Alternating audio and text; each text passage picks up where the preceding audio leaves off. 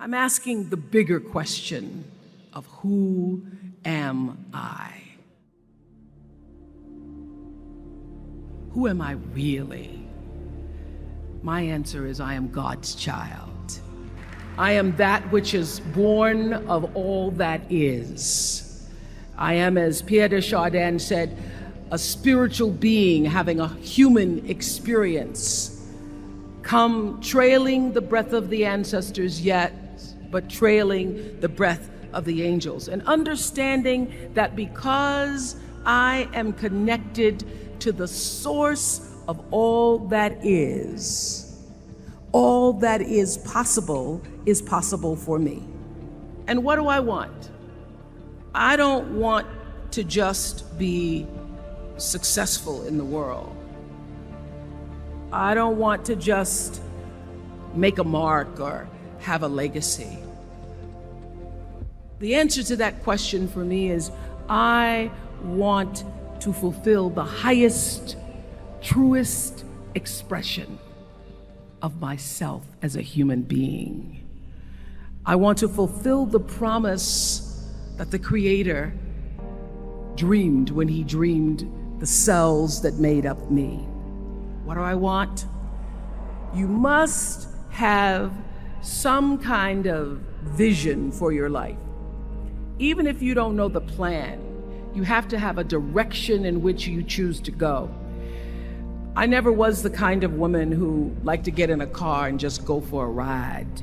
You want to be in the driver's seat of your own life, because if you're not, life will drive you. Knowing who you really are in this space and time that we embody. That's number one. What do you want? Who are you? Number two, you must find a way to serve. Martin Luther King said that not everybody can be famous, but everybody can be great, because greatness is determined by service. Now, we live in a world where everybody wants to be famous and where we admire people for just being famous. We think being known brings us value. The truth is, all of that will fade in time. Service and the significance that you bring to your service is that which is lasting. So to be able to, whatever your occupation or job or talent or gift is, our honorees today getting doctorate degrees, to apparently opposite fields, HIV and AIDS and the spoken word. But what they have in common is service, using the spoken word in service to community and the world, using your knowledge and information about HIV and AIDS and medicine in service to the world. And if you look at all the most successful people in the world, whether they know it or not, they have that paradigm of service. Service through medicine, service through art.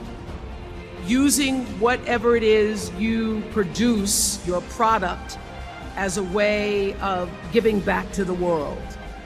When you shift the paradigm of whatever it is you choose to do to service, and you bring significance to that, success will, I promise you, follow you. Be excellent. Let excellence be your brand. Everybody talks about building a brand. I never even knew what that was. When people say, you're a brand, I would say, no, I'm just Oprah.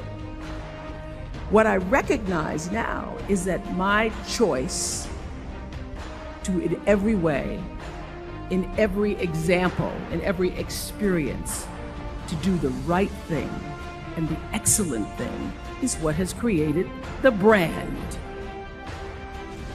Years ago, I did an ad for Revlon for an ad they were doing called Unforgettable Women.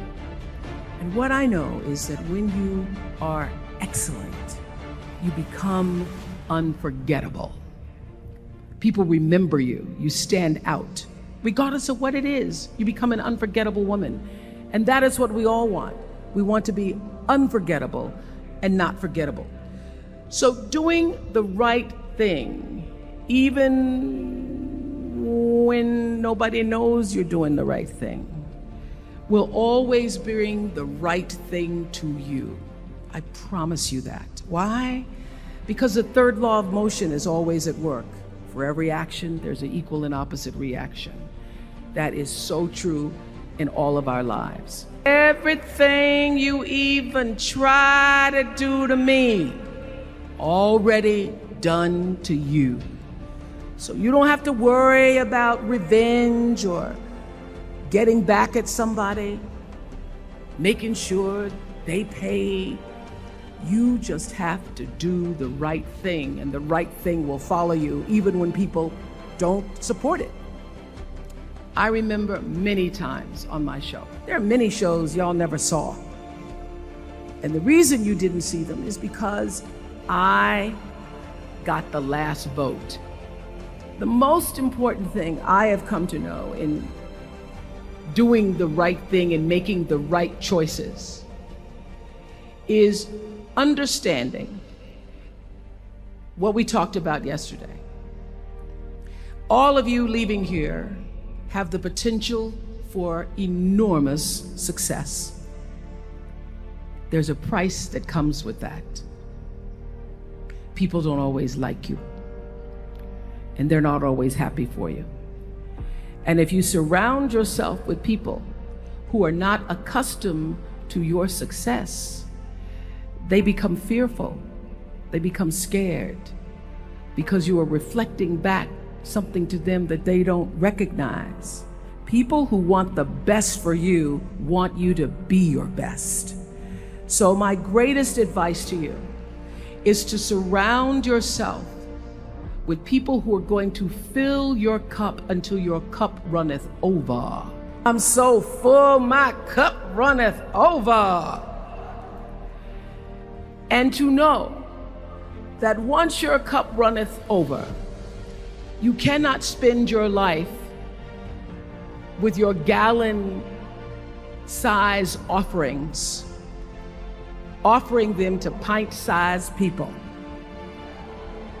You have got to surround yourself with gallon-sized people who can hang in the same company with you, so that you're not offering your gallons to those little pints out there who can't hold it anyway.